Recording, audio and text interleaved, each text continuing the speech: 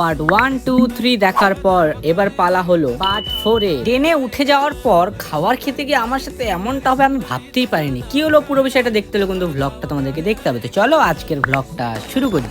Hello, আমার নাম ভিভু, তোমরা দেখছো মুম্বাই পার্ট ডে 4। পার্ট 3 তে তোমরা দেখেছিলে আমরা ঠিকঠাক একদম হাওড়া রেলওয়ে স্টেশন পৌঁছে গেছি, কিন্তু আমাদের ডেস্টিনেশন এটা না, আমাদের ডেস্টিনেশন হচ্ছে মুম্বাই। তাই আমাদের যে নেক্সট ট্রেন ছিল সেটা হচ্ছে হাওড়া থেকে। ব্যাগ কাঁধে নিয়ে ফটাফট আমরা রওনা দিলাম ট্রেনে ওঠার জন্য, কারণ আমাদের ট্রেন প্ল্যাটফর্মে অলরেডি লেগে গিয়েছে। তাই বাবা আর আমি হাঁটা দিলাম সোজা বগ্গির দিকে, আর আমাদের ছিল B2। ইয়েস, এবার যাচ্ছি আমরা এসিতে। সো ফটাফট বাবা আর আমি উঠে পড়লাম, আর ভিতরে যেতেই দেখি পুরো লোকজনে ভিড়, কারণ এক একজন তাদের সুটকেস বা লাগেজ গুলোকে সেট করছে, কারণ তারাও যাবে মুম্বাই। তবে হ্যাঁ, এই জার্নিটা কিন্তু ইজি হবে না, কারণ 36 ঘন্টা আমাকে কাটাতে হবে এই ট্রেনের মধ্যে, যেখানে অনেক মজা হবে ভাবছিলাম, কিন্তু সাইডের সিট দিয়ে দিয়েছে যেখানে আমি উপরে, কোনো মজা হবে না গাইস। তবে হ্যাঁ, মজাওয়ালা ভ্লগ দেখতে হলে আমাকে কিন্তু ফলো করতে হবে। ইয়েস, তোমরা ফেসবুক থেকে দেখলে অবশ্যই আমাকে ফলো করে নিও, আর ইউটিউব থেকে দেখলে অবশ্যই সাবস্ক্রাইব। আর thank you so much part 2 এ এতটা ভালোবাসা দেওয়ার জন্য। আমার ভিডিও 10 কে কমপ্লিট করলো। এভাবে আমার পাশে থাকো, আমাকে সাপোর্ট করো। দেখা হচ্ছে নেক্সট পার্টে।